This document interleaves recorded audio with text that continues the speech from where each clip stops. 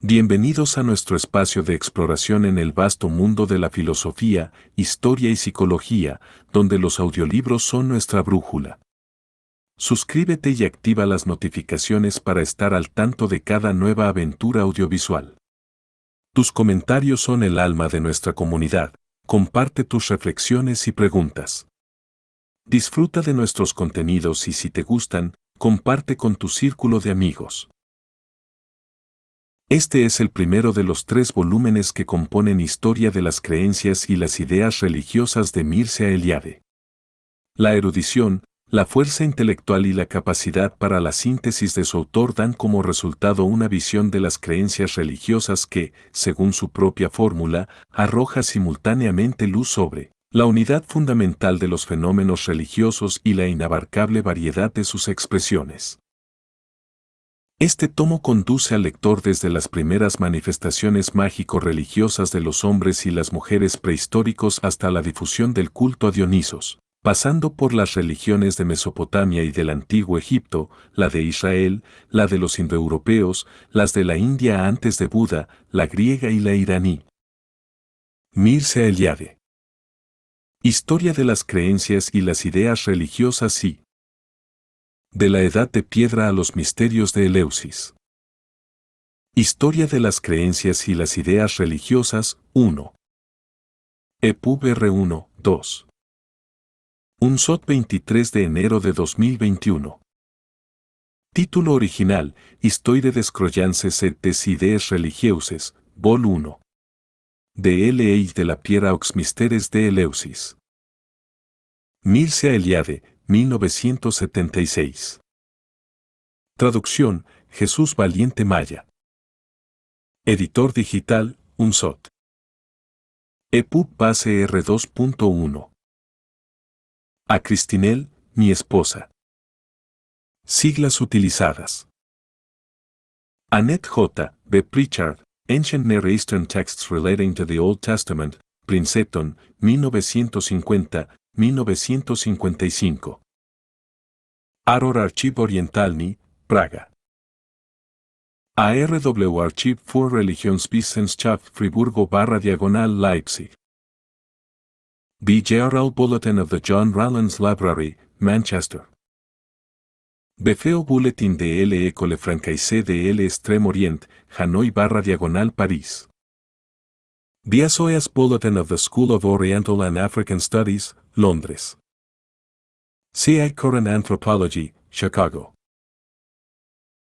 Has Harvard Journal of Asiatic Studies. H.R. History of Religions, Chicago. E.J. Indo-Iranian Journal, La Haya. Ha Journal Asiatique, París. JOAS Journal of the American Oriental Society, Baltimore. Has Bombay Journal of the Asiatic Society, Bombay Branch. JIS Journal of Indo-European Studies, Montana. HNIS Journal of Near Eastern Studies, Chicago. HRAS Journal of the Royal Asiatic Society, Londres. JSS Journal of Semitic Studies, Manchester. All Orientalistische Literaturzeitung, Berlin/Leipzig.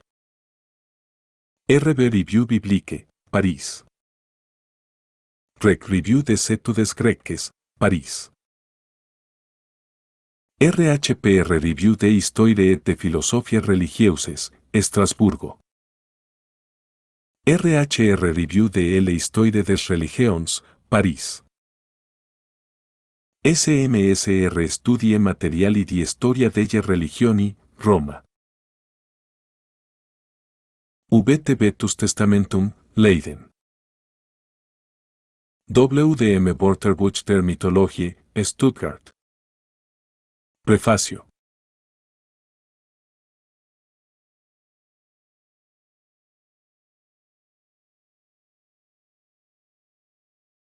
En Historia de las Religiones, toda manifestación de lo sagrado es importante. Todo rito, todo mito, toda creencia o figura divina refleja la experiencia de lo sagrado, y por ello mismo implica las nociones de ser, de significación y de verdad.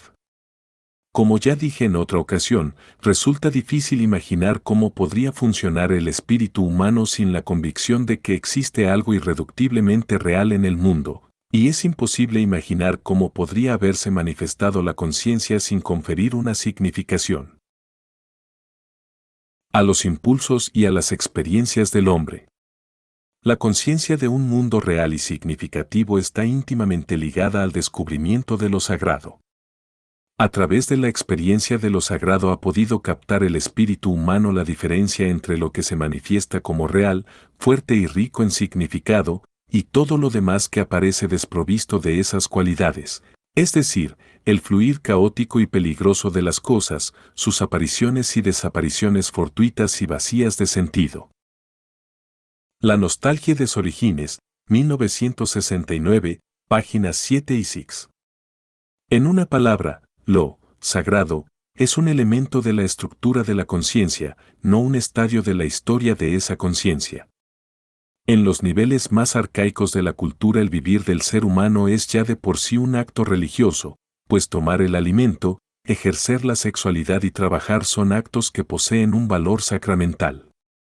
Dicho de otro modo, ser, o más bien hacerse, hombre significa ser, religioso, y vid. Página 9.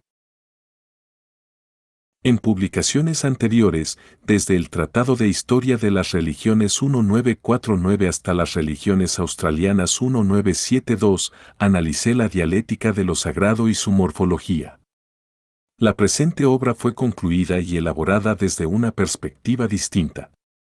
Por una parte, estudio las manifestaciones de lo sagrado según un orden cronológico, pero no hay que confundir la edad de una concepción religiosa con la fecha del primer documento que la atestigua, por otra, y en la medida en que la documentación lo permitía, insisto en las crisis profundas y sobre todo en los momentos creadores de las diversas tradiciones. En resumen, he tratado de destacar las aportaciones capitales a la historia de las ideas y de las creencias religiosas. Toda manifestación de lo sagrado es importante para la historia de las religiones, pero no deja de ser verdad que la estructura del dios Anu, por ejemplo, o la teogonía y la cosmogonía transmitidas por el Enuma Elish o la saga de Gilgamesh revelan la creatividad y la originalidad religiosas de los mesopotámicos de manera más brillante que, pongamos por caso, los ritos apotropaicos contra la Mastu o la mitología del dios Nusfeu. Muchas veces la importancia de una creación religiosa es puesta de manifiesto por las valoraciones ulteriores. Poseemos una mediocre información sobre los misterios de Eleusis y sobre el orfismo más antiguo, pero la fascinación que ejercieron sobre las minorías europeas durante más de 20 siglos constituye un hecho religioso de la más alta significación, cuyas consecuencias aún no han sido suficientemente valoradas. Es cierto que la iniciación eleusina y los ritos secretos hórneos, exaltados por ciertos autores tardíos, reflejan la gnosis mitologizante y el sincretismo greco-oriental, pero fue precisamente esta concepción de los misterios y del orfismo la que influyó en el hermetismo medieval, el renacimiento italiano, las concepciones ocultistas del siglo XVII y el romanticismo, sin contar con que han sido los misterios y el Orfeo de los escritores, de los místicos y los teólogos alejandrinos los que han inspirado la poesía europea moderna desde Riffe hasta T.S. Eliot o Pierre Emmanuel. Podrá discutirse la validez del criterio elegido para circunscribir las grandes aportaciones a la historia de las ideas religiosas, pero lo cierto es que viene respaldado por la evolución de muchas religiones, pues las tradiciones religiosas llegan a renovarse gracias a las crisis profundas y a las creaciones que de ellas resultan. No tenemos más que recordar el caso de la India, en que la tensión y la desesperanza provocadas por la desvalorización religiosa del sacrificio brahmánico impulsaron una serie de brillantes creaciones, las Upanishads, la articulación de las técnicas del yoga, el mensaje de Gautama Buda, la devoción mística, etc., cada una de las cuales constituye en realidad una solución distinta y audaz a la misma crisis, véanse caps 9, 17, 18 y 19. Durante años he venido proyectando una obra reducida y concisa que pudiera leerse en breves días, ya que una lectura seguida es el mejor medio para poner de relieve la unidad fundamental de los fenómenos religiosos y, a la vez, la inagotable novedad de sus expresiones. El lector de tal obra se encontraría ante los himnos védicos, los brahmanas y las Upanishads a las pocas horas de haber repasado las ideas y las creencias del Paleolítico, de Mesopotamia y de Egipto. Descubriría a Sankara, el tantrismo de Milarepa, el Islam, las ideas de Joaquín de Fiore o Paracelso después de haber reflexionado la víspera sobre Zaratustra, Gautama Buda y el taoísmo, sobre los misterios helenísticos, la aparición del cristianismo, el gnosticismo, la alquimia o la mitología del Grial. Conocería a los iluministas y a los románticos alemanes, Hegel, Max Müller, Freud, Jung y Bonhoeffer a las pocas horas de haber descubierto a Quetzalcóatl y Vinarocha, los 12 Albarzi y Gregorio Palamas, los primeros cabalistas, Avicena o Eisai. Lástima que aún no haya sido escrito este libro breve y conciso. De momento me he resignado a la idea de ofrecer una obra en 3 tomos, con la esperanza de reducirlo en su día a un volumen de unas 400 páginas. He preferido esta fórmula de compromiso sobre todo por 2 razones. Primera, me pareció conveniente citar un determinado número de textos importantes e insuficientemente conocidos. Segunda, era mi deseo poner a disposición de los estudiantes unas bibliografías críticas cuidadosamente preparadas. En consecuencia, he limitado al máximo las notas a pie de página, mientras que en la segunda parte del volumen he agrupado las bibliografías y la discusión de ciertos aspectos no tratados o solo de manera muy somera evocados en el texto. De esta forma, la obra puede leerse de corrido y evitando las interrupciones que implica el análisis de las fuentes y la exposición del estado de las cuestiones. Los libros de síntesis o de divulgación suelen presentar al final de sus capítulos una lista de obras. La estructura de esta historia de las creencias y de las ideas religiosas exigía un aparato crítico más complejo. Por ello he dividido los capítulos en subsecciones encabezadas por una cifra y un subtítulo. El estudiante podrá consultar, en el curso de la lectura, el estado de las cuestiones y las bibliografías reunidas en la segunda parte de la obra. Para cada subsección he tratado de establecer lo esencial de la bibliografía crítica reciente, sin olvidar aquellos trabajos cuya orientación metodológica no comparto. Salvo raras excepciones, no he mencionado las aportaciones en lenguas escandinavas, eslavas o balcánicas. Para facilitar la lectura se han simplificado las transliteraciones de nombres y términos orientales. Con excepción de algunos capítulos, este libro recoge esencialmente los cursos de historia de las religiones que he dado, de 1933 a 1938, en la Universidad de Bucarest, en la École des Hautes Études en 1946 y 1948 y, a partir de 1956, en la Universidad de Chicago. Pertenezco a una clase de historiadores de las religiones que, independientemente de su especialidad, se esfuerzan por mantenerse al corriente de los avances logrados en los terrenos contiguos y no dudan en informar a los estudiantes sobre los diversos problemas planteados por su disciplina.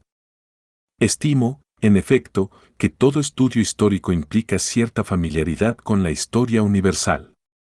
De ahí que ni la más rigurosa especialización dispense al sabio de la obligación en que está de situar sus investigaciones en la perspectiva de la historia universal.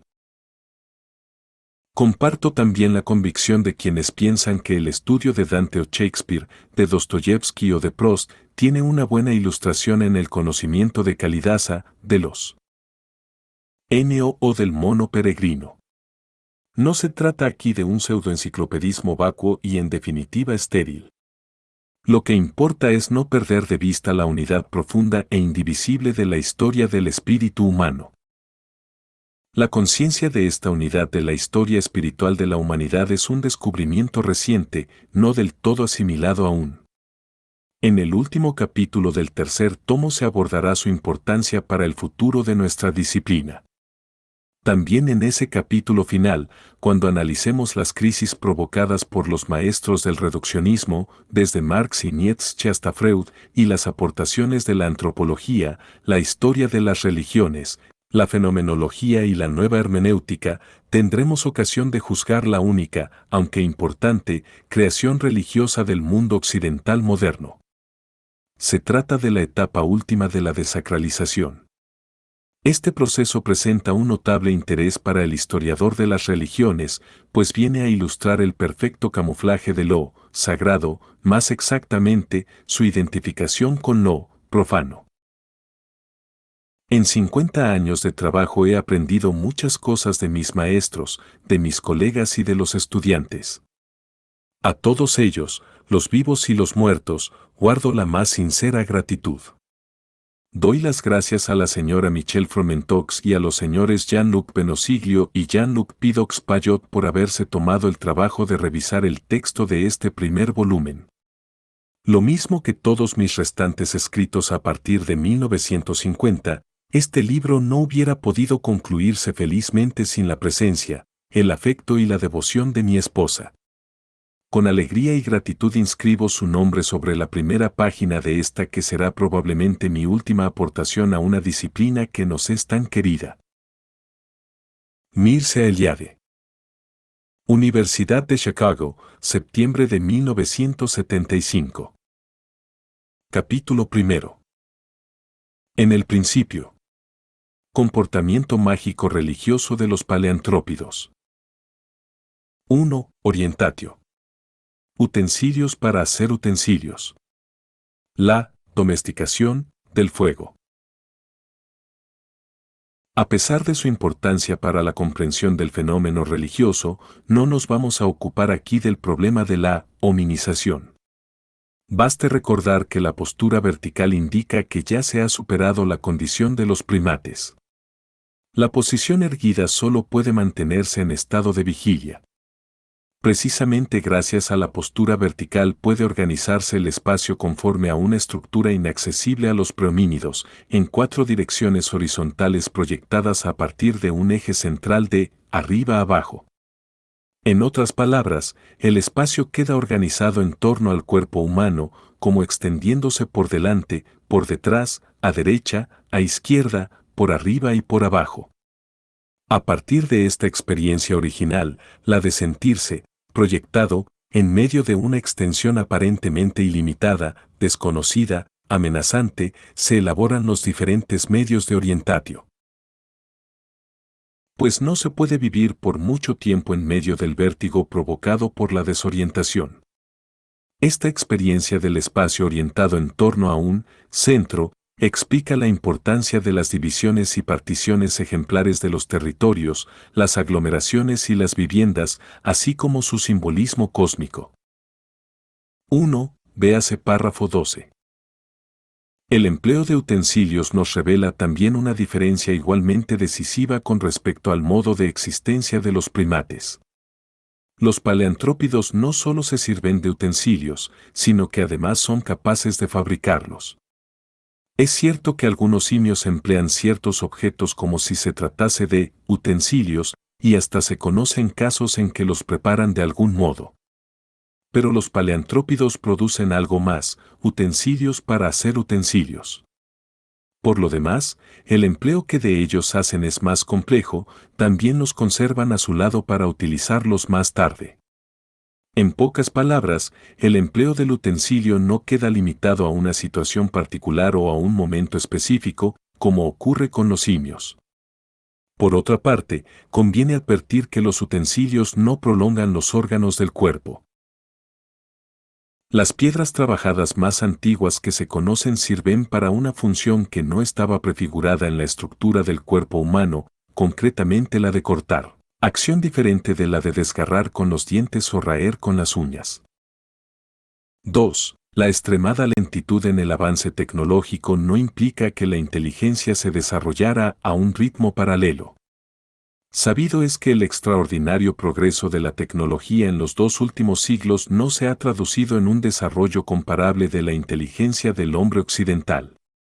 Por otra parte, como se ha dicho, toda innovación implicaba un peligro de muerte colectivo, André Baragnac. El inmovilismo tecnológico aseguraba la supervivencia de los paleantrópidos.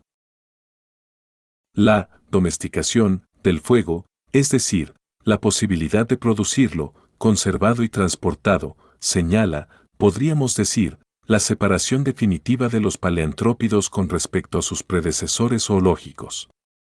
El más antiguo documento que atestigua la utilización del fuego data de Chukutien, 600,000 años hace aproximadamente, pero es muy posible que la domesticación se produjera mucho antes y en diversos lugares.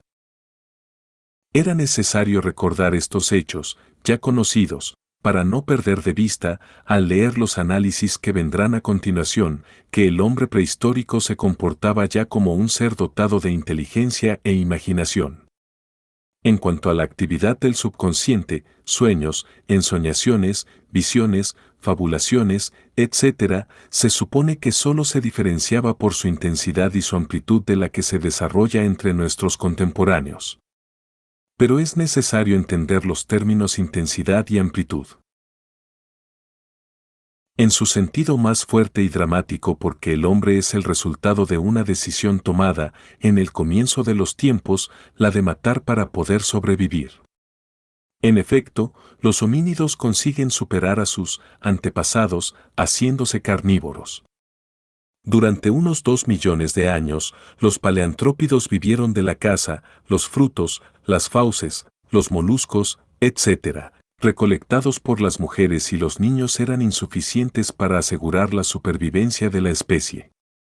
La caza determinó la división del trabajo según el sexo, reforzando de esta manera el proceso de hominización, pues lo cierto es que tal diferencia no existe entre los carnívoros ni en el resto del mundo animal. Pero la persecución incesante y la muerte de las piezas llegaron a establecer un sistema de relaciones sui generis entre el cazador y los animales diezmados. Volveremos enseguida sobre este problema.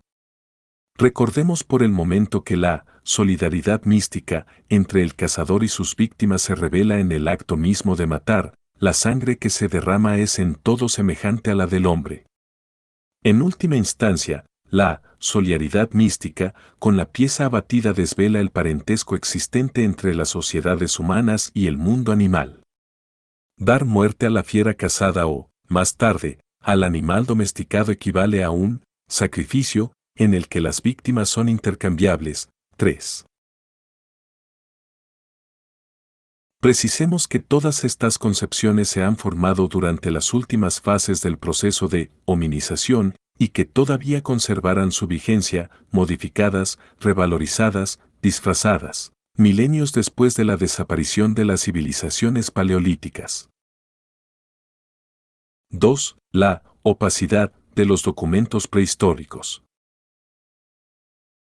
Si consideramos a los paleantrópidos como hombres completos, se sigue de ahí que poseían también cierto número de creencias y que practicaban determinados ritos. Pues, como ya hemos dicho, la experiencia de lo sagrado constituye un elemento más de la estructura de la conciencia. Dicho de otro modo, si nos planteamos la cuestión de la religiosidad o de la falta de religiosidad de los hombres prehistóricos, corresponde a los partidarios de la falta de religiosidad aportar pruebas en apoyo de su hipótesis. Es probable que la teoría de la falta de religiosidad de los paleantrópidos se impusiera en los tiempos del evolucionismo, cuando se acababan de descubrir las analogías con los primates. Pero se trata de un malentendido, pues en este caso lo que cuentan no es la estructura anatomosteológica de los paleantrópidos, semejante, es cierto, a la de los primates, sino sus obras. Y éstas demuestran la actividad de una inteligencia que no podemos definir de otro modo que como humana. Pero si se admite ya que los paleantrópidos poseían una religión, resulta difícil, por no decir prácticamente imposible, precisar su contenido. Sin embargo, los investigadores no se han rendido, pues existe cierto número de documentos testigo sobre la vida de los paleantrópidos y queda la esperanza de que algún día será posible descifrar su significación religiosa. Es decir, que creemos en la posibilidad de que esos documentos constituyan un lenguaje, del mismo modo que, gracias al genio de Freud, las creaciones del subconsciente, consideradas hasta entonces absurdas o deleznables, sueños, ensoñaciones, fantasmas, etc., revelaron la existencia de un lenguaje extremadamente valioso para el conocimiento del hombre.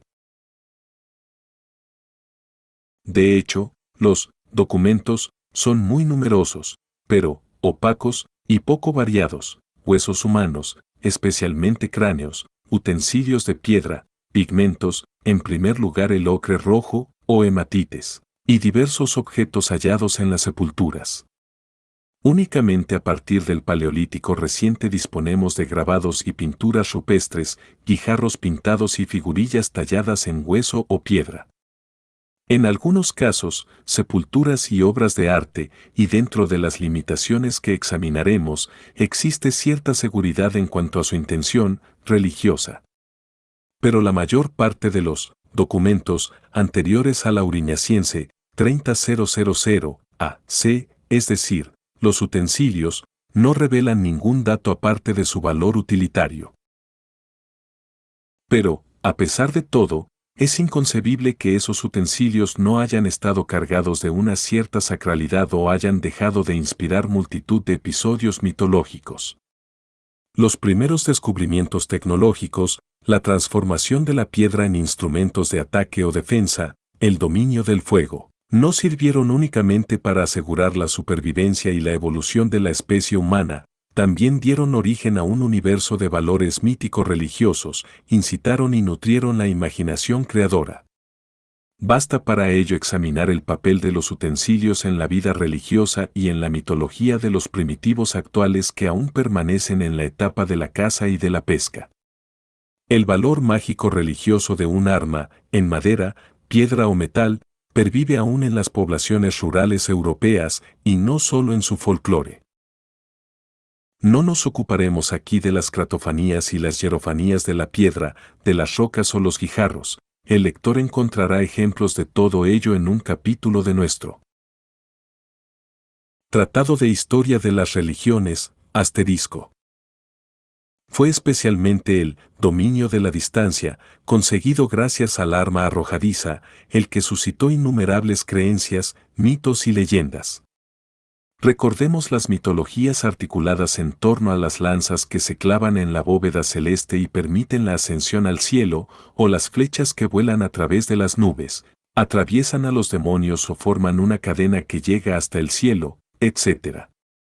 Es preciso tener en cuenta al menos algunas de estas creencias y mitologías de los utensilios, especialmente de las armas, para comprender mejor lo que las piedras talladas de los paleantrópidos no pueden comunicarnos ya. La opacidad semántica de estos documentos prehistóricos no es una singularidad. Todo documento, incluso contemporáneo, resulta espiritualmente opaco mientras no se logre descifrarlo e integrarlo en un sistema de significaciones. Un utensilio, prehistórico o contemporáneo, solo puede revelar su intencionalidad tecnológica mientras que se nos escapa todo lo que quien lo produjo o lo tuvo pensó, sintió, soñó, imaginó y esperó en relación con él. Pero al menos hemos de tratar de imaginarnos los valores no materiales de los utensilios prehistóricos. En caso contrario, esa opacidad semántica podría llevarnos a formular una idea completamente errónea en relación con la historia de la cultura. Corremos el peligro, por ejemplo, de confundir la aparición de una creencia con la fecha en que la encontramos claramente atestiguada por vez primera.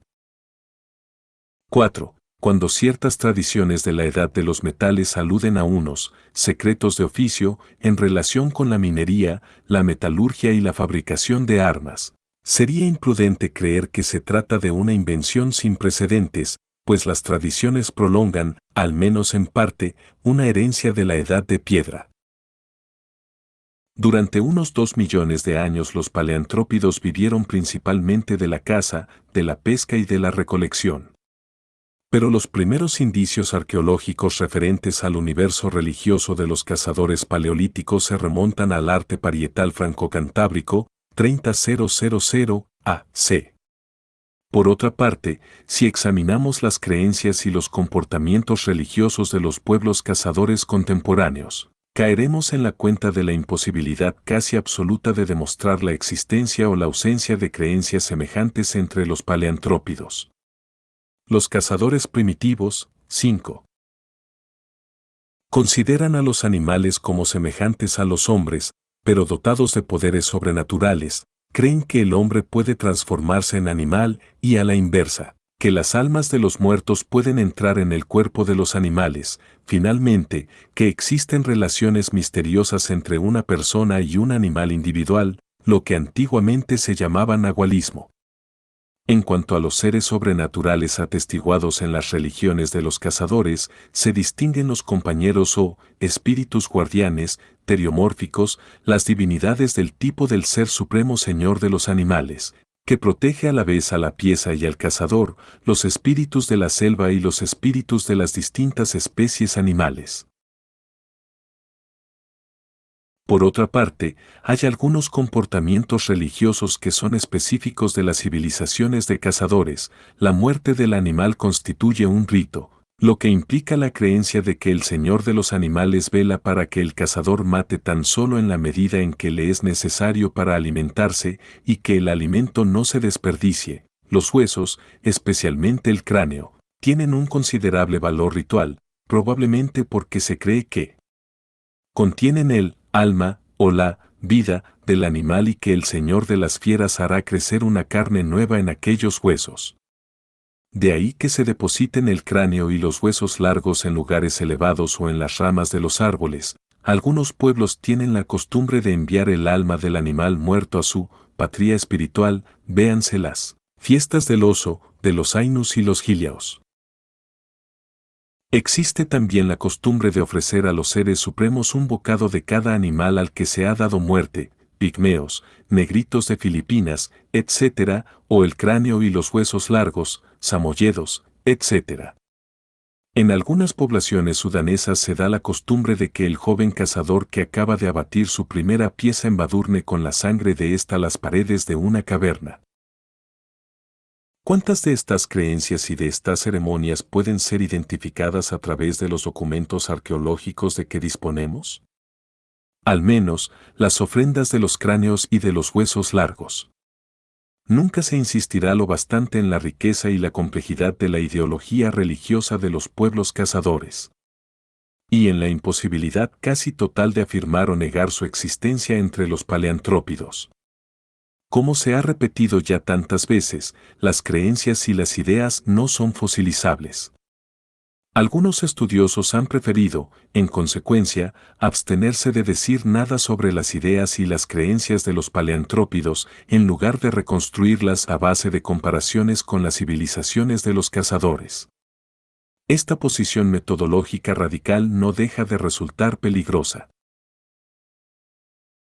Dejar en blanco una parte enorme de la historia del espíritu humano podría llevarnos a fomentar la idea de que durante todo ese tiempo la actividad del espíritu se limitaba a la conservación y la transmisión de la tecnología, pero semejante opinión sería no solo errónea, sino además nefasta para el conocimiento del hombre. El Homo faber era también Homo ludens, sapiens y religiosus. Puesto que no podemos reconstruir sus creencias y prácticas religiosas, debemos al menos señalar ciertas analogías susceptibles de esclarecerlas indirectamente. 3. Significaciones simbólicas de las sepulturas. Los documentos más antiguos y más numerosos son evidentemente los esqueletos. A partir del musteriense 70.000, 50.000, AC, puede hablarse con certeza de sepulturas. Pero han aparecido cráneos y mandíbulas inferiores en localidades mucho más antiguas, por ejemplo, en Chucutien, en un nivel date Velase 400.000, 300.000 años. Su presencia no ha dejado de plantear ciertos problemas. Puesto que no se trata de verdaderas sepulturas, la conservación de estos cráneos podría explicarse por razones religiosas. El abate Breuil y Wilhelm Schmer han llamado la atención sobre la costumbre, atestiguada entre los australianos y otros pueblos primitivos, 6. De conservar los cráneos de los parientes muertos y de llevarlos consigo en sus desplazamientos. A pesar de su verosimilitud, esta hipótesis ha sido rechazada por la mayoría de los investigadores. Estos hechos se han interpretado también como pruebas de canibalismo ritual o profano. De este modo ha explicado a C. Blanc la mutilación de un cráneo neandertalense, hallado en una gruta del monte Circeo. El individuo habría sido abatido de un golpe que le habría roto la órbita derecha, a continuación de lo cual se habría agrandado el agujero occipital para extraerle el cerebro y comerlo ritualmente. Pero tampoco esta explicación ha sido aceptada unánimemente. 7. La creencia en una vida más allá de la muerte parece estar demostrada, ya desde los tiempos más remotos, por el uso del ocre rojo, sustitutivo ritual de la sangre, y por ello mismo, símbolo de la vida. La costumbre de espolvorear con ocre rojo los cadáveres está universalmente difundida, en el tiempo y en el espacio, desde Chukutien hasta las costas occidentales de Europa, en África hasta el Cabo de Buena Esperanza, en Australia, en Tasmania, en América hasta la Tierra de Fuego. En cuanto a la significación religiosa de las sepulturas, ha sido objeto de fuertes controversias. La inhumación de los muertos debía de tener una justificación, pero ¿cuál? Ante todo, es preciso no olvidar que el abandono puro y simple del cadáver en una espesura, el desmembramiento, la costumbre de echarlo como pasto a las aves, la huida precipitada de la habitación dejando en ella el cadáver no significan la falta de creencias en una vida más allá de la muerte. 8. A fortiori, las sepulturas confirman la creencia en esa vida más allá de la muerte, pues de otra manera resultaría incomprensible la solicitud y el trabajo de enterrar el cuerpo. Esta supervivencia podría ser puramente espiritual, es decir, concebida como una existencia ulterior del alma, creencia corroborada por la aparición de los difuntos en sueños. Pero ciertas sepulturas también pueden ser interpretadas como una precaución contra el eventual retorno del muerto. En estos casos, el cadáver aparece encogido y posiblemente se depositaba atado. Por otra parte, nada excluye que la posición replegada del cadáver, en vez de un miedo a los cadáveres vivientes, temor atestiguado en algunos pueblos, se deba, por el contrario, a una esperanza en su renacimiento, pues se conocen numerosos casos de inhumación intencionada en posición fetal. Entre los mejores ejemplos de sepulturas con significación mágico-religiosa citaremos las de Tezik-Tas, en el Uzbekistán, un niño rodeado de una sarta de cuernos de cabras monteses, la de la Chapelle aux Saints, en Correse. En la fosa en que reposaba el cadáver aparecieron numerosos utensilios de sílex y trozos de ocre rojo. 9. La de la Ferracie, en Dordoña, varias tumbas de túmulo con depósitos de utensilios de sílex. A estas debemos añadir las 10 sepulturas halladas en el cementerio de una gruta del Monte Carmelo. Se discute todavía sobre la autenticidad y el significado de las ofrendas consistentes en alimentos y objetos depositados en las tumbas. El ejemplo más conocido es el del cráneo femenino de Mas-de Azil, con 2 ojos postizos, colocados sobre una mandíbula y una cornamenta de reno. 10. En el Paleolítico Superior parece generalizarse la práctica de la inhumación. Los cadáveres salpicados de polvo de ocre rojo son depositados en fosas en las que aparece también cierto número de objetos de adorno, conchas, colgantes, pendientes. Es probable que los cráneos y otros restos óseos de animales hallados junto a las sepulturas sean restos de banquetes rituales, cuando no de ofrendas.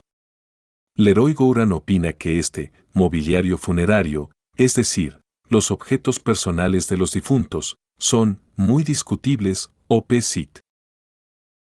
Página 62. El problema es importante, la presencia de tales objetos implica no solo la creencia en una vida personal más allá de la tumba, sino también la certidumbre de que el difunto habría de proseguir su actividad específica en el otro mundo. Ideas similares están perfectamente atestiguadas y en niveles distintos de cultura. De todos modos, el mismo autor reconoce la autenticidad de una tumba auriñaciense de la Liguria, en la que el cadáver aparece acompañado de 4 de esos objetos misteriosos que han recibido el nombre de bastones de mando. O.P. Cid, página 63. Hay, por consiguiente, algunas tumbas al menos que indican de manera incuestionable la creencia en la continuidad de una actividad particular más allá de la muerte. 11. En resumen, podemos concluir que las sepulturas confirman la creencia en la vida más allá de la muerte, indicada ya por la utilización del ocre rojo, y aportan algunas precisiones complementarias. Enterramientos orientados hacia el este, indicando la intención de solidarizar la suerte del alma con el curso del sol, cosa que implica la esperanza de un renacimiento, es decir, en una existencia ulterior en el otro mundo, creencia en la continuidad de unas actividades específicas, existencia de un ritual funerario, indicada por los objetos de adorno personal y los restos del banquete. Pero bastará analizar la inhumación tal como se practica en un pueblo arcaico de nuestros días para darnos cuenta de la riqueza y la profundidad de los simbolismos religiosos implicados en una ceremonia aparentemente tan simple. Rachel Dolmatov nos ha dado una descripción detalladísima del sepelio de una muchacha realizado en 1966 por los indios Cojis, tribu de lengua chibcha que habita en la Sierra Nevada de Santa Marta, en Colombia. 12.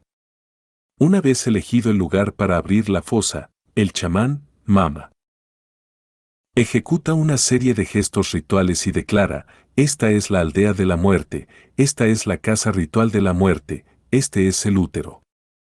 Voy a abrir la casa. La casa está cerrada, y yo voy a abriría.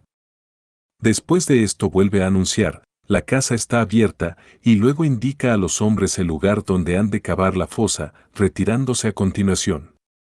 El cadáver de la muerta es envuelto en lienzo blanco, que cose el padre. Durante todo este tiempo, la madre y la abuela entonan una canción, casi sin palabras. En el fondo de la tumba se depositan piedrecillas verdes, conchas y el caparazón de un gasterópodo. El chamán trata a continuación de levantar el cuerpo, dando a entender que no puede hacerlo por ser muy pesado. Hasta el 9º intento no lo consigue. El cadáver se deposita en la fosa con la cabeza hacia el este y luego se cierra la casa, es decir, se rellena de tierra la fosa. Siguen otros movimientos rituales en torno a la tumba y finalmente todos se retiran. La ceremonia ha durado 2 horas.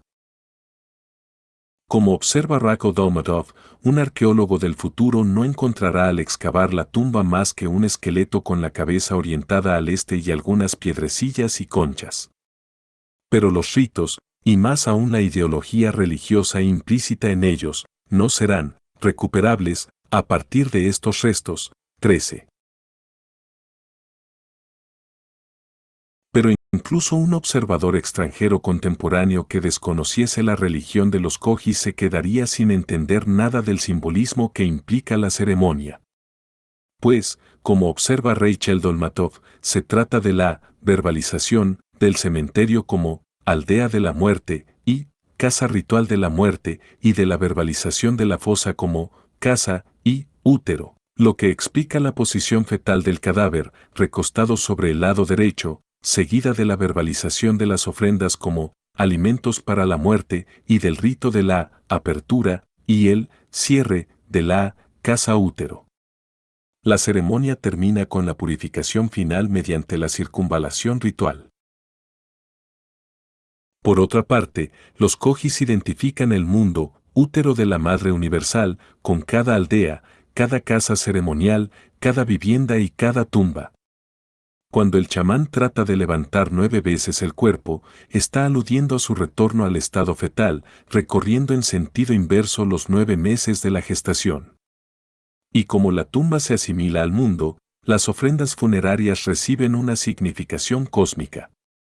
Además, las ofrendas, alimento para la muerte, tienen un sentido sexual. En los mitos, los sueños y las normas del matrimonio, el acto de comer simboliza entre los cogis el acto sexual y, en consecuencia, constituyen una simiente que fecunda a la madre.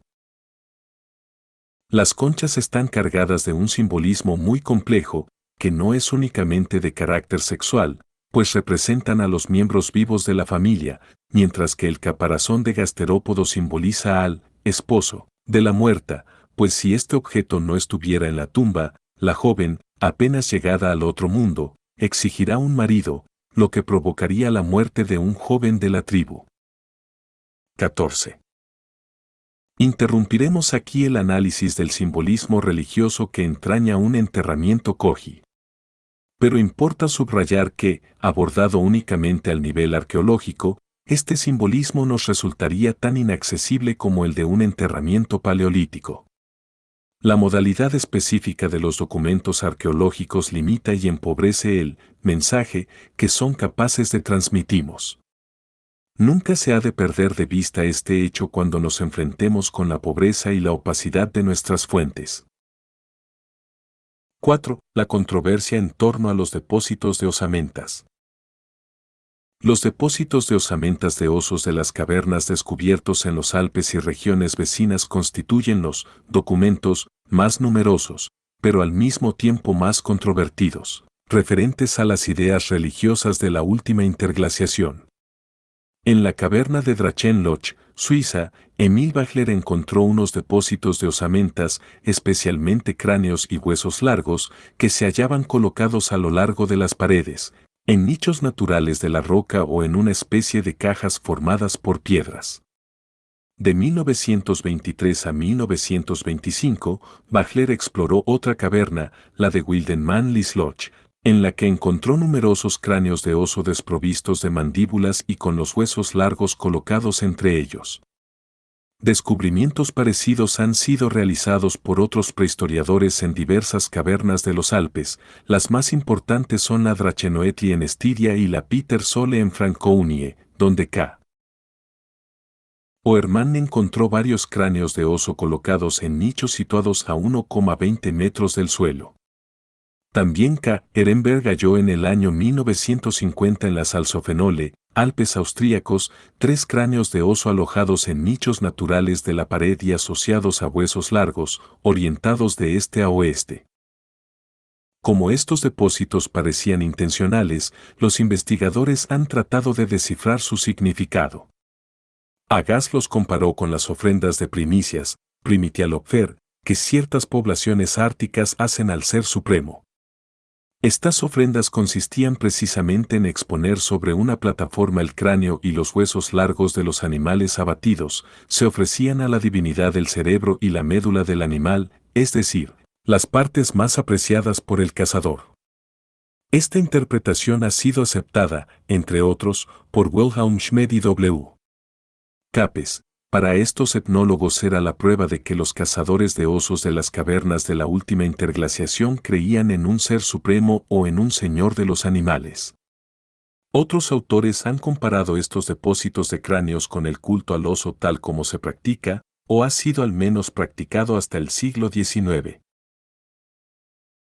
En el hemisferio norte, este culto implicaba la conservación del cráneo y de los huesos largos del oso abatido para que el señor de los animales lo resucitara al año siguiente.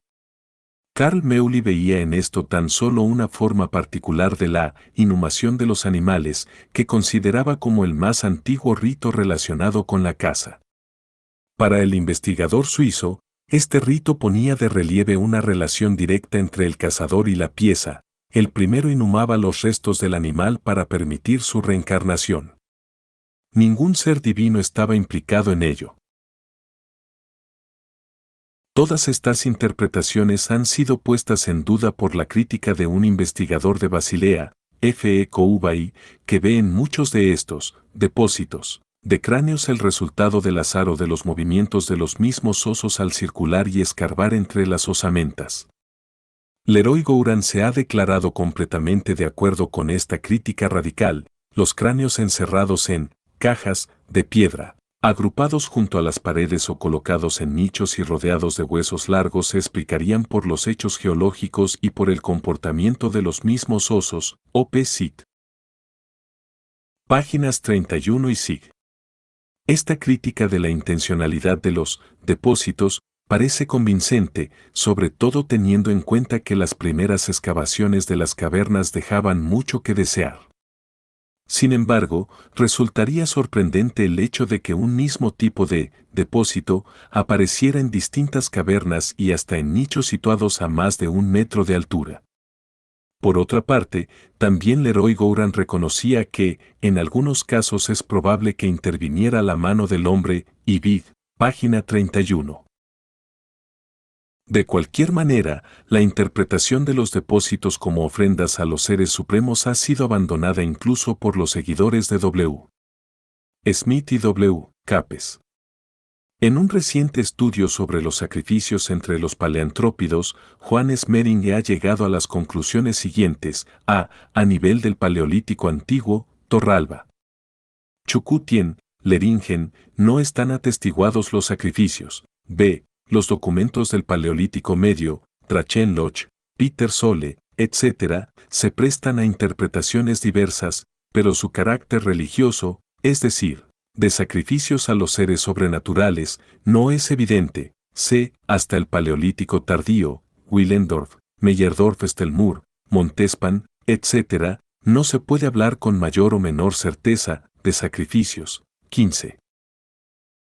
Como era de esperar, el investigador se encuentra unas veces ante la falta de documentos irrefutables y otras ante la opacidad semántica de los documentos cuya autenticidad parece segura. La actividad espiritual de los paleantrópidos, al igual que la de los primitivos actuales, dejaba rastros muy frágiles. Por no poner más que un ejemplo, podemos evocar los argumentos de Kouba y o del Leroy Gouran contra su propia conclusión. Los hechos geológicos y el comportamiento de los osos de las cavernas podrían bastar para explicar la falta de depósitos rituales. En cuanto a la opacidad semántica de los depósitos de osamentas cuya intencionalidad ritual está fuera de dudas, tenemos paralelos entre los cazadores árticos contemporáneos. En sí mismo, el depósito no es más que la expresión de una intencionalidad mágico-religiosa. Las significaciones específicas de este acto no son accesibles gracias a las informaciones comunicadas por los miembros de las sociedades respectivas.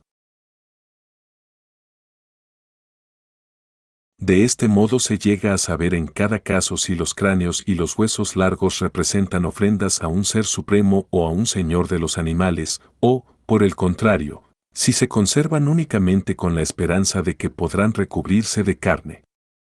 Incluso esta última creencia es susceptible de varias interpretaciones. El animal renace gracias al Señor de los animales, al alma que reside en los huesos o, finalmente, gracias al hecho de que el cazador le ha proporcionado una sepultura para evitar que los huesos sean destrozados por los perros.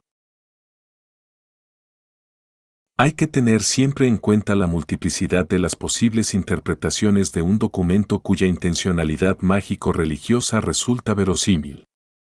Pero, por otra parte, tampoco hay que olvidar que, independientemente de las diferencias que pueda haber entre los cazadores árticos y los paleolíticos, todos ellos comparten una misma economía y con mucha probabilidad la misma ideología religiosa específicas de las civilizaciones de la caza.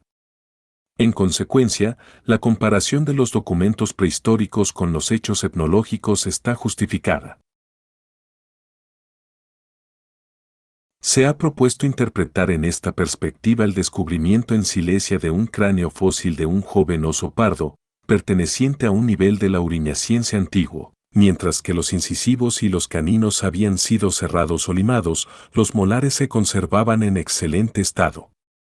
W. Capes ha recordado a este propósito la fiesta del oso, que celebran los Gilyaks de la isla Sajalín y los Ainus de la isla Yeso. Antes de dar muerte al animal se le cortan los incisivos y los caninos con una especie de sierra, para que no pueda herir a los participantes en la ceremonia. 16. Como en el curso de la misma ceremonia los niños acribillan a flechazos al oso atado, se han interpretado en el mismo sentido ciertos grabados parietales de la caverna de Troisfreres, en los que aparecen osos heridos con piedras y flechas mientras parecen vomitar una bocanada de sangre. 17.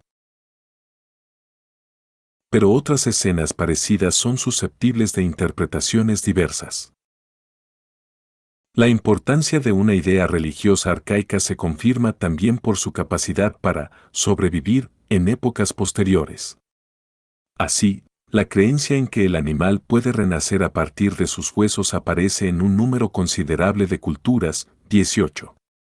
De ahí la prohibición de romper los huesos de los animales cuya carne se acaba de consumir. Es esta una idea propia de las civilizaciones de cazadores y pastores, pero que ha sobrevivido en las religiones y las mitologías más complejas. Un ejemplo bien conocido es el de los machos cabríos de Thor, degollados y comidos por la tarde, pero resucitados por el dios a la mañana siguiente a partir de sus huesos, 19. Igualmente célebre es una visión de Ezequiel, 37, 1 a 8 y 6. El profeta se ve transportado a un valle lleno de osamentas, y, obedeciendo a la voz del Señor que así se lo ordena, les dice, huesos calcinados, escuchad la palabra del Señor. Esto dice el Señor a estos huesos, yo os voy a infundir espíritu para que reviváis. Hubo un terremoto y los huesos se ensamblaron, hueso con hueso. Vi que habían prendido en ellos los tendones, que habían criado carne y tenían la piel tensa. 5. Las pinturas rupestres, imágenes o símbolos. La exploración de las cavernas con pinturas parietales nos ha proporcionado los documentos figurativos más importantes y numerosos. Estos tesoros del arte paleolítico se hallan dispersos en un territorio relativamente reducido, entre los Urales y el Atlántico. En Europa central y occidental, así como en Rusia, hasta el Don, han aparecido también diversos objetos de arte mobiliar. Pero el arte parietal se limita a España, Francia y el sur de Italia, con la excepción de una caverna con pinturas descubierta en el año 1961 en los Urales. Lo que más llama la atención en este conjunto es la extraordinaria unidad de contenido artístico. El significado aparente de las imágenes no parece haber variado desde el año 30.000 hasta el 9.000 antes de nuestra era, permaneciendo idéntico lo mismo en Asturias que en el Don, 20. Según Leroy-Gourhan, se trata de la difusión por contacto de un mismo sistema ideológico, concretamente, el que caracteriza a la religión de las cavernas, Ibid, página 84. 21. Teniendo en cuenta que estas pinturas aparecen en lugares alejados de la entrada, los investigadores coinciden en considerar estas cavernas como una especie de santuarios. Por otra parte, muchas de ellas eran inhabitables, mientras que las dificultades que presentaba el acceso a ellas reforzaba su carácter luminoso. Para llegar hasta las paredes pintadas era preciso recorrer centenares de metros, como en el caso de la caverna de Niaux o la de Trois Freres. La gruta de Cabrerets forma un verdadero laberinto y son precisas varias horas para visitarla. En Las Caux se llega a la galería inferior, donde se encuentra una de las obras maestras del arte paleolítico, descendiendo por una escala de cuerdas a través de un pozo de 6,30 metros de profundidad. La intencionalidad de estas obras pintadas o grabadas parece fuera de toda duda. Para interpretadas, la mayor parte de los investigadores recurre a los paralelos etnológicos. Ciertas comparaciones no resultaban convincentes, sobre todo cuando se intentaba completar el documento paleolítico para acentuar sus parecidos con un determinado paralelo etnográfico. Pero tales explicaciones imprudentes no comprometen sino a sus autores, nunca al método que pretendían utilizar. Los osos, leones y otras bestias salvajes acribilladas de flechas o las figuras modeladas en arcilla de la caverna de Montespan, representando osos o leones atravesados por agujeros redondos y profundos, se han interpretado como otras tantas pruebas de la magia de la caza, 22. La hipótesis es plausible, pero algunas de estas representaciones podrían interpretarse también en el sentido de una reactualización de una cacería primordial. Es igualmente probable que en las zonas más profundas de estos santuarios se celebrasen ciertos ritos previos quizá a las expediciones de caza o con motivo de lo que podríamos considerar como una ceremonia de iniciación, De los adolescentes, 23. Una escena de la caverna de Trois Freres ha sido interpretada como representación de un danzante disfrazado de bisonte que al parecer toca un instrumento que podría ser una flauta. La interpretación parece convincente, pues en el arte paleolítico se conocen unas 55 figuras de seres humanos cubiertos de pieles y muchas veces en actitud de danzar. 24. Se trataría, por otra parte, de un comportamiento característico de los pueblos cazadores contemporáneos.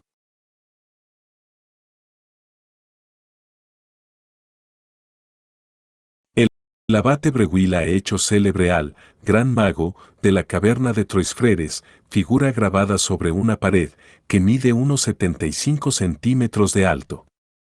El dibujo de Breuil lo presenta con cabeza de ciervo provista de amplia cornamenta, pero con rostro de búho, orejas de llobo y barba de rebeco. Los brazos parecen terminar en zarpas de oso y ostenta una larga cola de caballo. Solo los miembros inferiores, el sexo y su posición de danzante indican que se trata de una figura humana.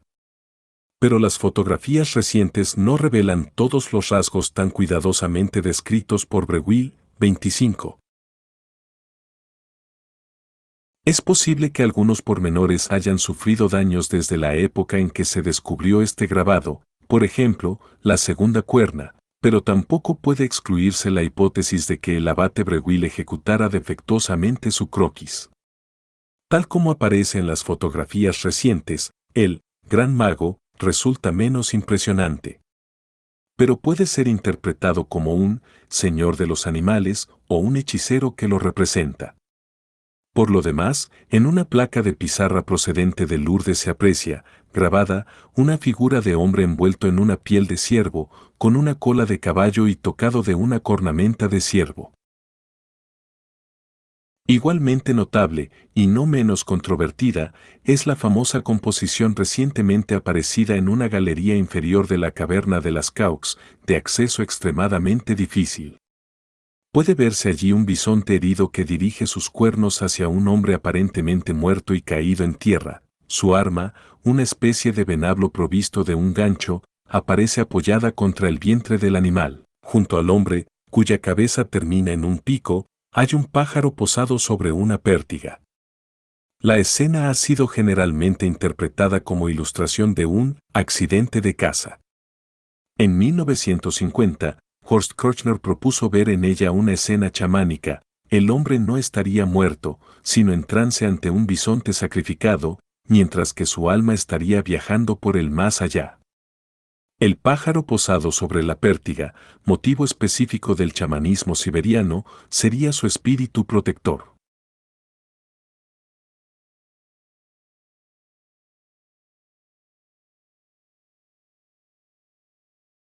Según Kirchner, la sesión chamánica tendría por objeto lograr la comparecencia del chamán en éxtasis ante los dioses para pedirles una bendición, es decir, el éxito en la caza.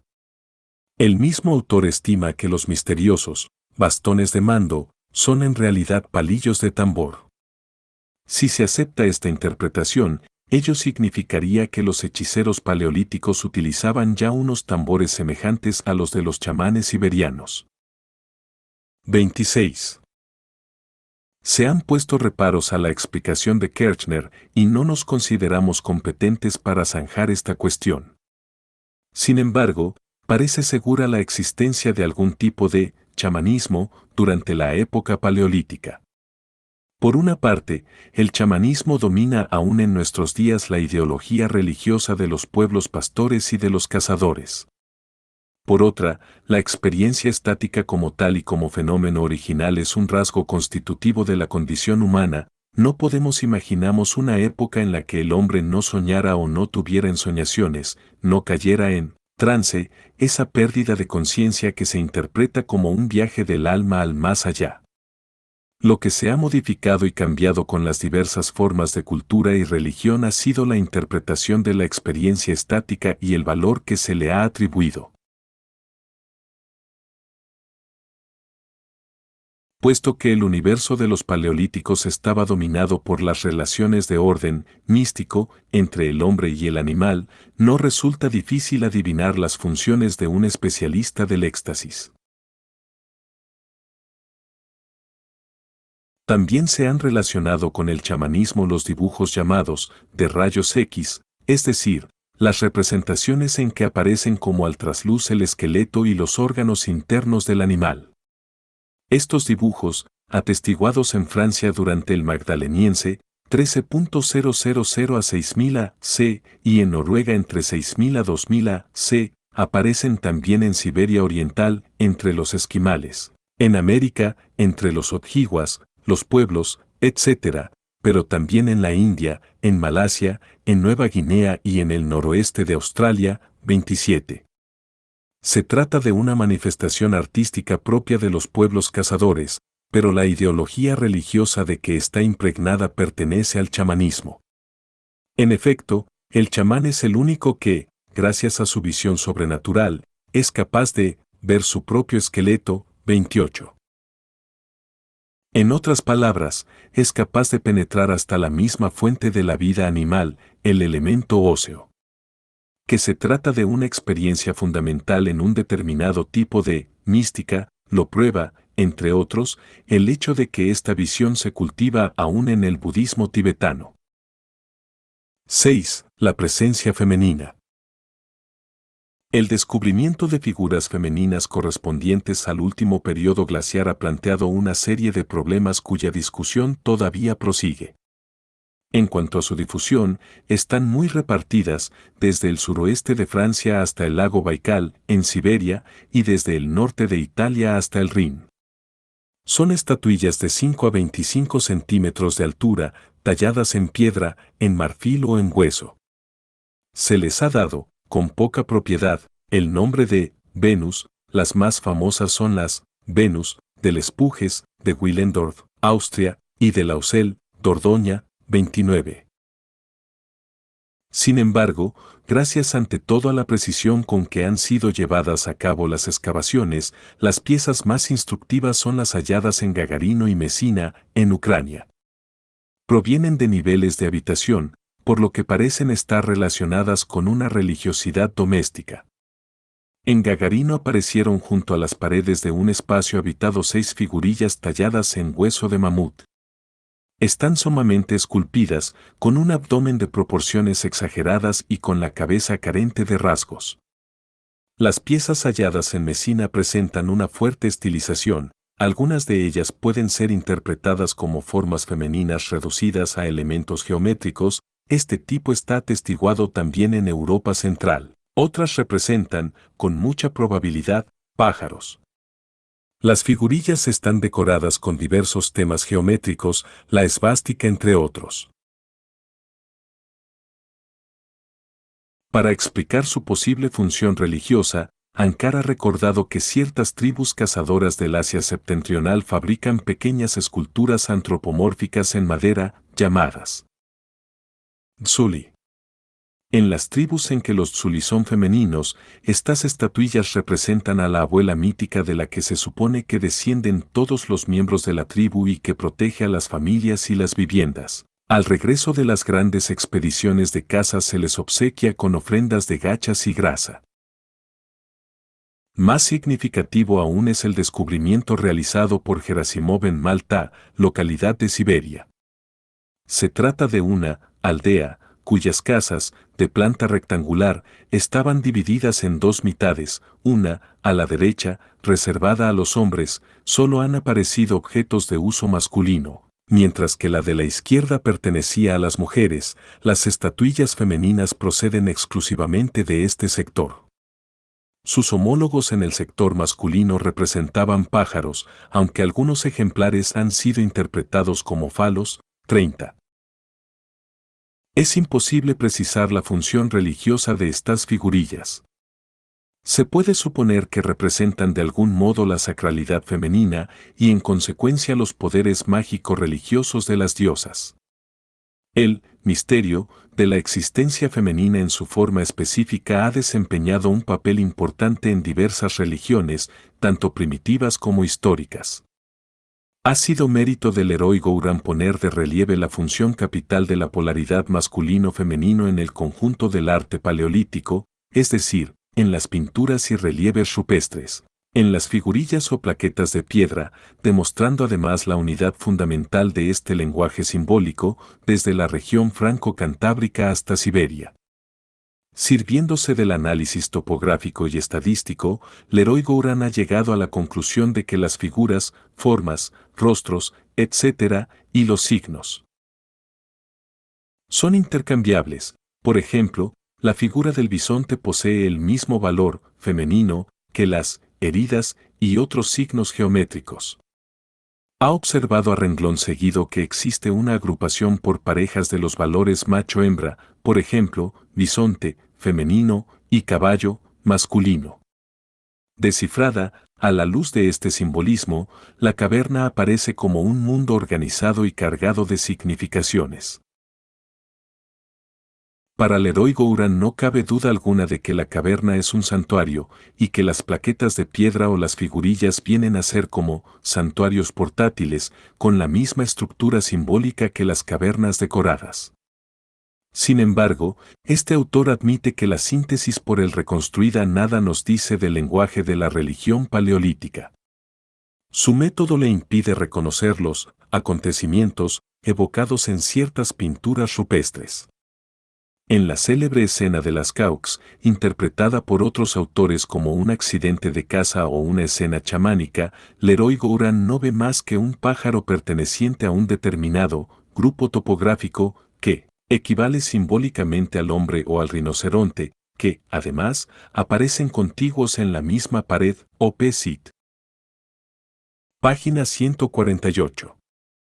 Aparte de la agrupación por parejas de los símbolos dotados de valor sexual diferente, en que posiblemente se expresaría la importancia religiosa acordada a esta complementariedad, todo cuanto Leroy Gouran puede asegurar es que las representaciones abarcan un sistema extremadamente complejo y rico, mucho más rico y mucho más complejo de lo que hasta ahora nos habíamos podido imaginar, y vid. Página 151. La teoría del Leroy Gouran ha sido objeto de críticas desde diversas posiciones. Se le ha reprochado en especial cierta inconsecuencia en su lectura de las figuras y los signos, así como el hecho de no haber relacionado los ritos que tenían por escenario las cavernas con el sistema simbólico que acababa de establecer. 31. En cualquier caso, la aportación del Leroy Gouran es importante, pues ha demostrado la unidad estilística e ideológica del arte paleolítico, a la vez que ha puesto de relieve la complementariedad de los valores religiosos ocultos bajo los signos masculino y femenino. Un simbolismo análogo era la característica más acusada de la aldea de Malta, con sus dos mitades perfectamente diferenciadas y destinadas a los dos sexos.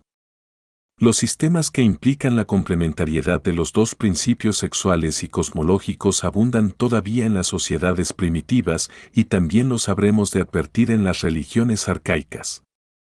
Es probable que este sistema de complementariedad se invocará a la vez para organizar el mundo y para explicar el misterio de su creación y de su regeneración periódicas.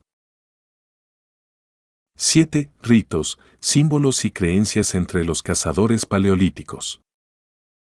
Los descubrimientos recientes de la paleontología tienen en común el hecho de que hacen retroceder cada vez más lejos en el tiempo los comienzos del hombre y de la cultura. Resulta que el hombre y su actividad psicomental son más antiguos y complejos de lo que se pensaba hace algunos decenios. Recientemente, Alexander Marshak ha podido demostrar la existencia, en el Paleolítico Superior, de un sistema simbólico de notaciones del tiempo basado en la observación de las fases lunares. Estas notaciones, que el autor designa como time factor, es decir, acumuladas sin interrupción a lo largo de un periodo muy prolongado, permiten suponer que ciertas ceremonias estacionales o periódicas se fijaban con mucha antelación, como ocurre en nuestros días entre los siberianos o los indios de Norteamérica. Este sistema de notación se ha mantenido durante más de 25.000 años, desde el auriñaciense inicial hasta el magdaleniense tardío. Según Marshak, la escritura, la aritmética y el calendario propiamente dicho, que aparecen en las primeras civilizaciones, se remiten probablemente al simbolismo que impregna el sistema de notación utilizado durante el Paleolítico. 32. Aparte de lo que cada cual pueda pensar sobre la teoría de Marsac acerca del desarrollo de las civilizaciones, puede darse por sentado que unos 15.000 años antes del descubrimiento de la agricultura ya se analizaba, se memorizaba y se utilizaba el ciclo lunar con fines prácticos. Se puede entender así mucho mejor el cometido fundamental de la luna en las mitologías arcaicas y, sobre todo, el hecho de que el simbolismo lunar haya integrado en un único sistema realidades tan diversas como la mujer, las aguas, la vegetación, la serpiente, la fecundidad, la muerte, el renacer, etc. 33. Analizando los meandros grabados en ciertos objetos o pintados sobre las paredes de las cavernas, Marsac saca la conclusión de que esos signos representan un sistema, ya que muestran una sucesión y expresan una intencionalidad. Esta estructura queda ya atestiguada en los dibujos grabados sobre un hueso exhumado en Pech de Lac, Dordogne, y perteneciente a un nivel Heulense, aproximadamente hace 135.000 años, es decir, unos 100.000 años anterior a los meandros del Paleolítico Superior. Pero hay algo más. Los meandros aparecen dibujados en torno a figuras de animales o sobre ellas, indicando que responden a un cierto ritual, acto individual de participación, como lo designa Marsac. Es difícil precisar su significación, pero a partir de un determinado momento, por ejemplo, la figura de Petersfeld, Baden, los meandros aparecen en running angles y acompañados de peces. En este caso es evidente el simbolismo acuático. Pero, según el autor, no se trata simplemente de una imagen del agua, los innumerables trazos dejados por dedos y utensilios diversos denotan un acto individual de participación, en el cual desempeñarían cierto papel la mitología o el simbolismo acuáticos. 34. Todos estos análisis confirman la función ritual de las figuras y los signos paleolíticos. Parece hoy evidente que estas imágenes y estos símbolos se reiteran a determinadas historias, es decir, a acontecimientos relacionados con las estaciones, los hábitos de los animales salvajes, la sexualidad, la muerte, los poderes misteriosos de ciertos seres sobrenaturales y de determinados personajes especialistas de lo sagrado. Podemos considerar las representaciones paleolíticas como una especie de código significativo a la vez del valor simbólico, mágico religioso por consiguiente, de las imágenes y de su función en las ceremonias en que se hace referencia a diversas historias. Nunca llegaremos a conocer el contenido de tales historias, pero los sistemas en que se enmarcan los distintos símbolos nos permiten al menos adivinar su importancia en las prácticas mágico-religiosas de las gentes del Paleolítico, tanto más cuanto que cierto número de estos sistemas es compartido también por las sociedades de cazadores. Como ya hemos indicado, párrafo 4, tenemos la posibilidad de reconstruir ciertos aspectos de las religiones prehistóricas observando las creencias y los ritos específicos de los cazadores primitivos. No se trata únicamente de paralelos etnográficos, método que con mayor o menor éxito ha sido aplicado por todos los investigadores, con excepción de Leroy Gurin y Lemeny Emperor, 35. Sino que, habida cuenta de todas las diferencias que puede haber entre una cultura prehistórica y una cultura primitiva, se intenta circunscribir determinadas configuraciones fundamentales. Hay, en efecto, cierto número de civilizaciones arcaicas basadas en la caza, la pesca y la recolección, que han sobrevivido hasta hace poco al margen de la ecúmene en la Tierra de Fuego, en África, entre los hotentotes y los bosquimanos, en la zona ártica, en Australia, etc., o en las grandes selvas tropicales, los pigmeos bambuti, etc. A pesar de las influencias de las civilizaciones agrícolas vecinas, al menos en ciertos casos, sus estructuras originales no se desarticularon hasta fines del siglo 19. Estas civilizaciones, detenidas en una etapa semejante al Paleolítico superior, vienen a constituir en cierto sentido fósiles vivientes. 36. No se trata, ciertamente, de transponer a los hombres de la edad de la piedra antigua las prácticas religiosas y las mitologías de los primitivos. Pero, como ya hemos observado, parece atestiguado en el Paleolítico el éxtasis de tipo chamánico. Ello implica, por una parte, la creencia en un alma capaz de abandonar el cuerpo y de viajar libremente por el mundo, y, por otra, la convicción de que durante ese viaje el alma puede reconocer a ciertos seres sobrehumanos y pedirles ayuda o bendiciones. El éxtasis chamánico implica además la posibilidad de poseer los cuerpos de los seres humanos, es decir, de penetrar en ellos, así como la de ser poseído por el alma de un muerto o de un animal, por un espíritu o un dios. Otro ejemplo sería la separación de los sexos, véase párrafo 6, que nos permite suponer la existencia de ritos secretos reservados a los hombres y que se celebrarían antes de emprender las expediciones cinegéticas. Ritos semejantes son practicados por los grupos de adultos análogos a las sociedades de varones, Mannerbunde. Los secretos son comunicados a los adolescentes en el curso de los ritos de iniciación. Algunos investigadores han creído encontrar pruebas de estas ceremonias de iniciación en la caverna de Montespan, pero esta interpretación ha sido controvertida. Sin embargo, el arcaísmo de los ritos de iniciación está fuera de duda. La analogía entre cierto número de ceremonias atestiguadas en los extremos de la ecúmene, Australia, América del Sur y del Norte, 37, atestigua la existencia de una tradición común desarrollada ya en el Paleolítico. Por lo que se refiere a la danza circular de Montespan, independientemente de la interpretación que se dé a las huellas dejadas en el suelo arcilloso de la caverna por los pies de los jóvenes que lo pisaron por última vez, Kurt Sachs no duda en afirmar que las gentes del Paleolítico conocieron esta coreografía ritual. 38. Por otra parte, la danza circular está muy difundida en toda Eurasia, en Melanesia, entre los indios de California, etc. La practican en todas partes los cazadores, unas veces para apaciguar el alma del animal abatido y otras para asegurar la multiplicación de las piezas de caza. 39. En ambos casos es evidente la continuidad con la ideología religiosa de los cazadores paleolíticos. Por lo demás, la solidaridad mística entre el grupo de los cazadores y el animal al que suelen abatir nos hace presumir la existencia de cierto número de secretos del oficio, exclusivos de los hombres. Son precisamente los secretos de este tipo lo que se comunica a los adolescentes a través de los ritos de iniciación. La danza circular ilustra admirablemente la persistencia de ritos y creencias prehistóricos en las culturas arcaicas contemporáneas. Más adelante encontraremos otros ejemplos.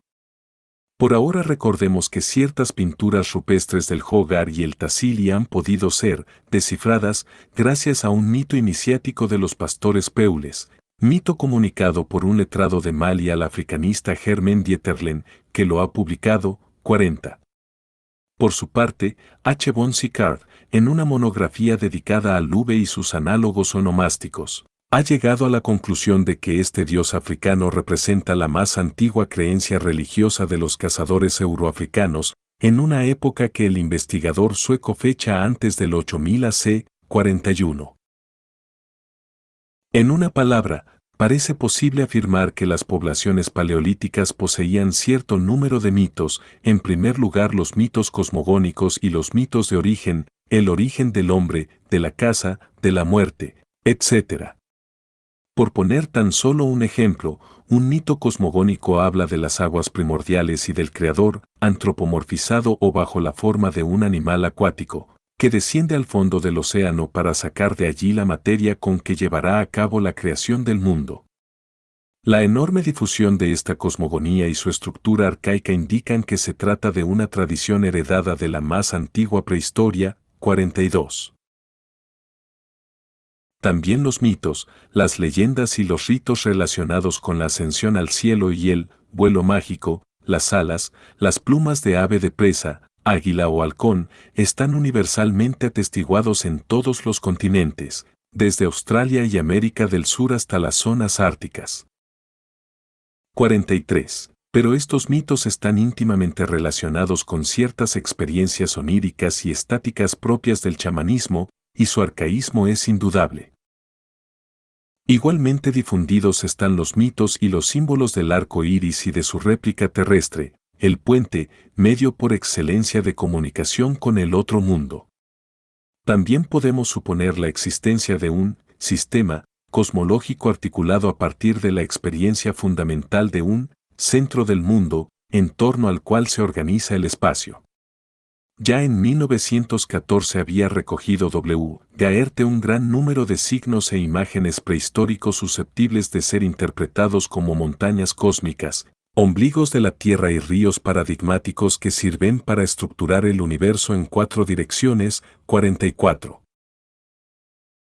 En cuanto a los mitos del origen de los animales y las relaciones religiosas entre el cazador, la pieza y el señor de los animales, es probable que todos estos temas estén aludidos mediante un código cifrado en el repertorio iconográfico de las gentes del Paleolítico. Nos resulta igualmente difícil imaginamos una sociedad de cazadores carente de mitos sobre el origen del fuego, sobre todo si tenemos en cuenta que la mayor parte de estos mitos pone en primer plano la actividad sexual. Finalmente, ha de tenerse siempre en cuenta la experiencia primaria de la sacralidad del cielo y de los fenómenos celestes y atmosféricos. Se trata de una de las raras experiencias en las que se revela espontáneamente la trascendencia y la majestad. Por otra parte, las ascensiones estáticas de los chamanes, el simbolismo del vuelo, la experiencia imaginaria de la altura en tanto que liberación de la pesantez contribuyen a consagrar el espacio celeste como origen y morada por excelencia de los seres sobrehumanos, dioses, espíritus, héroes civilizadores. Igualmente importantes y significativos son las revelaciones de la noche y de las tinieblas, de la muerte de un animal en el curso de la caza o de la muerte de un miembro de la familia, de las catástrofes cósmicas, de las crisis ocasionales de entusiasmo, de locura o de ferocidad homicida de los miembros de la tribu. La valoración mágico-religiosa del lenguaje desempeña también un papel decisivo. Ya algunos gestos son capaces de evocar la epifanía de un poder sagrado o de un misterio cósmico. Es probable que los gestos de las figuras antropomórficas del arte prehistórico estuvieran cargadas no solo de significación, sino también de poder. La significación religiosa de los gestos epifanía era aún conocida en ciertas sociedades primitivas a finales del siglo XIX, 45. Con mayor razón hemos de pensar que la creatividad fonética debió de constituir una fuente inagotable de poderes mágico-religiosos. Incluso antes de la aparición del lenguaje articulado, la voz humana era capaz de transmitir informaciones, órdenes o deseos, pero también de suscitar todo un universo imaginario mediante explosiones sonoras y a través de sus innovaciones fónicas. Baste recordar al respecto las creaciones fabulosas, paramitológicas y parapoéticas, pero también iconográficas, debidas a los chamanes mientras preparan su viaje estático, o relacionadas con la repetición de los mantras durante ciertas meditaciones yógicas que implican a la vez el ritmo de la respiración, pranayama, y la visualización de las sílabas místicas. A medida que iba alcanzando mayor perfección, el lenguaje aumentaba sus capacidades mágico-religiosas. La palabra, al ser pronunciada, desencadenaba una fuerza difícil, cuando no imposible, de anular. En las culturas primitivas y en las creencias populares sobreviven aún ideas parecidas que aparecen igualmente en la función ritual de las fórmulas mágicas del panegírico, de la sátira, de la execración y del anatema en las sociedades más evolucionadas. La experiencia exaltante de la palabra como fuerza mágico-religiosa ha conducido muchas veces a la certidumbre de que el lenguaje es capaz de asegurar los resultados obtenidos mediante la acción ritual. Para concluir, hemos de tener igualmente en cuenta la diferencia existente entre los diversos tipos de personalidad. Un cazador se distinguía por sus hazañas o por su astucia, mientras que otro se caracterizaba por la frecuencia de sus trances estáticos. Estas diferencias caracteriológicas implican una cierta variedad en la valoración y en la interpretación de las experiencias religiosas. En resumidas cuentas, a pesar de que existían algunas ideas fundamentales comunes, la herencia religiosa del Paleolítico presenta ya una configuración sumamente compleja.